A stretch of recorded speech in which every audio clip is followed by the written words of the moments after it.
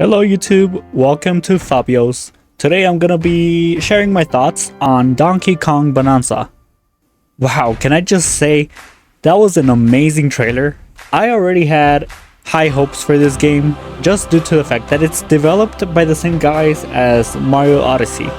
But I still felt like there was something missing in this game. It didn't feel quite at the level of Mario Odyssey. Okay, maybe it's because it's a Donkey Kong game. The producers of the game couldn't squeeze out as much creative ideas as they could with Mario, but this trailer entirely changed my mind. So to start off, this trailer has some music in it. It has Pauline singing. I think this really adds up to the emotional or the story aspect of this game. It seems like it's going to be story heavy. It's gonna have quite some plot, and I think that already paints it in a better light for many people. Of course, there's people that do not care about story in their Mario games. I mean, very few Mario games have ever had a deep story, but this game seems to have some level of plot. It's looking pretty good. Of course, we have the reveal that the rock monster was actually Pauline, and this could have been a surprise for many, but if you happen to stumble across a leak poster that was accidentally leaked by an official account, and in that poster you can actually see Kid Pauline. So many people already knew this was the case, but we still don't know exactly what this entails. Will she be transformed into a rock at some points of the game? Will it just be at the beginning? Is it going to be a problem where many other people are also turned into rocks? We have still yet to figure that out. And from what the trailer shows us, it looks like singing or some type of rhythm, maybe it's a special song, can de-transform Pauline. And apparently there's other things that are covered by this rock material, and I'm guessing Pauline will have a power to cure or de-transform this material. They showed us some levels of the worlds, and all of these levels are apparently underground, even though it may look like there is a sky, but no, it's all in under. We have some shots of DK running around, and this sort of reminds me to Breath of the Wild. It feels like, and obviously it's not open world. This game seems to be a collectathon, as they usually are. Donkey Kong meets, to an extent, Zelda, Breath of the Wild, and Tears of the Kingdom, just because the developers give you so much freedom. It's pretty much you have to use this base of abilities to your advantage, and it's up to you to determine how you want to play and how you want to approach the levels. And I really enjoyed that about Breath of the Wild, and I think this game is going for a similar type of gameplay. Of course, they showed us all types of attacks Donkey Kong have. They have the regular punch, the rolling forward, the surf thing, some ground pounds. You can do a double hop if you have some debris in your hands.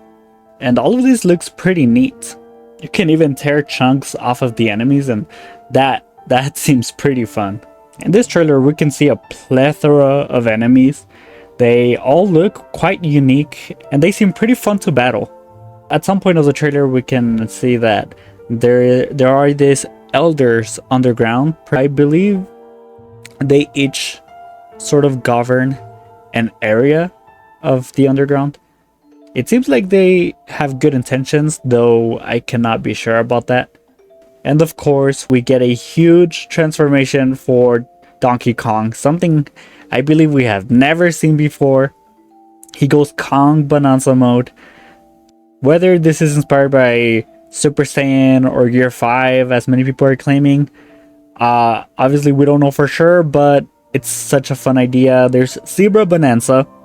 So cool designs. This guy is running on water. It seems like speed is the main use of the Zebra Bananza. And then there is also the Ostrich Bananza, where you can glide and soar in the sky, and I'm telling you, this is giving huge Breath of the Wild. You can shoot some eggs downward.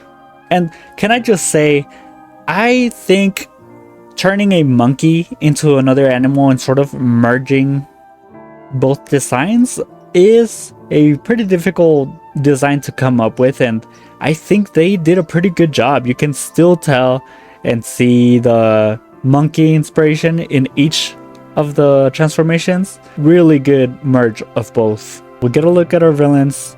We see Void Kong, Grumpy Kong, which he seems to be building some of the enemies, and Poppy Kong.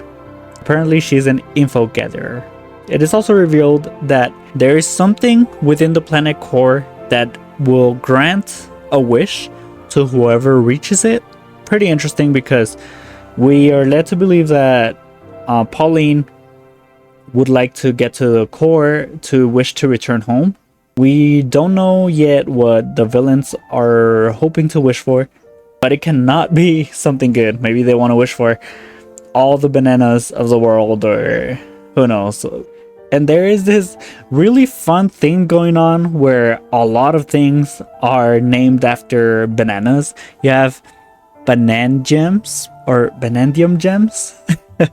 Bananergy. Honestly, I'm not even mad at it. If one of the leaders of the underground is a huge monkey or ape, it is only logical to believe that a lot of these things are gonna be named after bananas, right?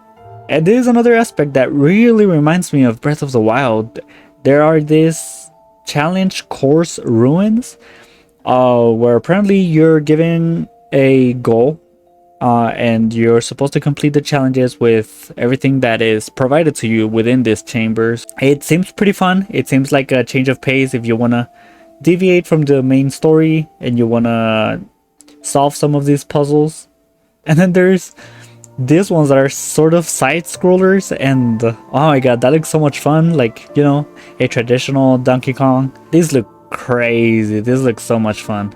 There seems to be a lot of different designs for these challenges, and that just gets me excited because you don't want to be playing the same level essentially over and over again, and this looks like it has some huge diversity on its levels. Now this, if before I was pretty optimistic about the game, this really blew it off the bar.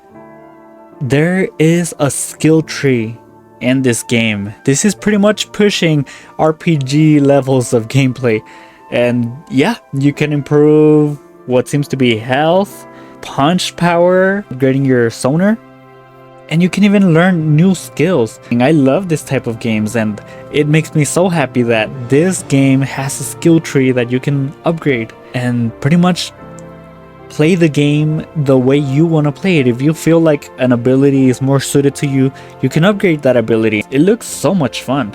There's gold. You can use that to purchase some items. Well, let's see what they have here. It looks like multiple balloons, probably health points, energy points, maybe to recharge your transformations. There are also fossils.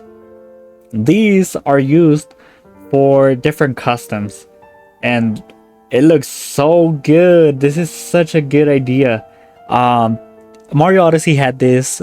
They had different customs for Mario, and yeah, it seems like Odyssey is not going to be the exception. You can even customize the fur on Donkey Kong, and on top of that, it seems like the clothing is not just aesthetic purposes. They actually affect your stats, and wearing a certain type of outfit will benefit you if, say, you need speed, if you need more force, if you need better climbing ability. A lot of variants on your game performance. And I mean, this really just incentivizes custom changing, but I can probably guess that it is not mandatory to beat the game. Because here's the thing, I doubt this game is going to be really hard. It's a Mario game. It's meant for people to have fun. If someone doesn't want the game to be that easy, they probably won't upgrade the skill tree very thoroughly. Maybe there's going to be more of a difficulty spike on the last world. I just love that this game has this much flexibility. There's also a collection of the music. I like when games add this, But for me, it's not an essential thing. I know a lot of people may complain if this is not in the game, so at least it's there for those type of people. But I have never been one to listen to the music in the game. I mean, I do like the music in the levels, don't get me wrong. What I mean is, I never go out of my way to play a certain OST on this type of menus, but it's there for the people that like it. For transportation method, there are subterranean eels. They're called eel elevators, which, I mean, again, they just keep coming with the puns. And yeah, you use these to teleport from world to world, or probably areas within the same world. Photo mode, they added this in Mario Kart, and a lot of people seem to like it. You know, it's something that adds to the game regardless of anything. Like, obviously the game could go without having this, but it is very fun for a lot of people, and a lot of people seem to enjoy taking screenshots, uploading them online, and that's really fun. They have this co-op mode for the people that want to play with two people occasionally. This reminds me a lot, you know, they always have this type of mode with in Mario games like Galaxy. I believe you could shoot a couple star bits here and there, I think.